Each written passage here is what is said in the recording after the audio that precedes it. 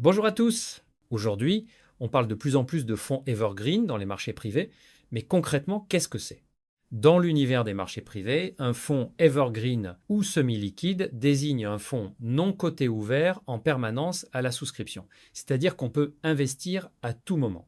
Contrairement aux fonds classiques fermés, il n'a pas de date de fin économique. Il est généralement structuré pour 99 ans, renouvelable.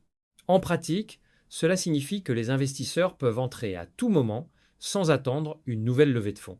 Sur les fonds Evergreen, il est également possible de revendre ses positions chaque mois ou chaque trimestre en fonction des fenêtres de liquidité prévues par le fonds.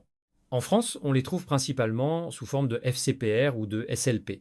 Ils ont été démocratisés ces dernières années, notamment grâce à leur place importante dans la collecte en assurance vie. Ces fonds investissent dans les grandes classes d'actifs non cotés, private equity, dette privée, infrastructure et immobilier. Ils combinent souvent plusieurs types d'investissements, primaires, secondaires, co-investissements, et une poche de liquidité pour gérer les rachats. La valeur liquidative du fonds, c'est-à-dire la valeur estimée de l'ensemble de ses actifs, moins ses dettes, rapportée au nombre de parts en circulation, est publiée à intervalles réguliers. Elle permet de mesurer l'évolution de la valorisation des sociétés sous-jacentes du fonds et donc du comportement de l'investissement.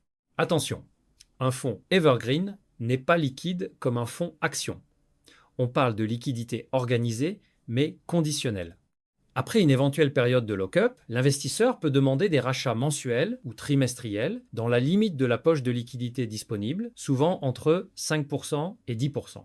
Si trop d'investisseurs sortent en même temps, les rachats sont plafonnés ou proratisés. C'est pour ça qu'on parle de fonds semi-liquides. Autre différence majeure, les tickets d'entrée sont beaucoup plus accessibles.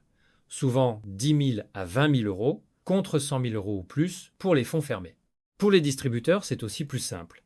Pas d'appel de fonds, une allocation immédiate, un seul produit à suivre et une exposition continue sans courbe en J. En résumé, les fonds evergreen permettent d'investir dans le non coté plus simplement, plus progressivement, avec de la flexibilité et une liquidité organisée mais conditionnelle.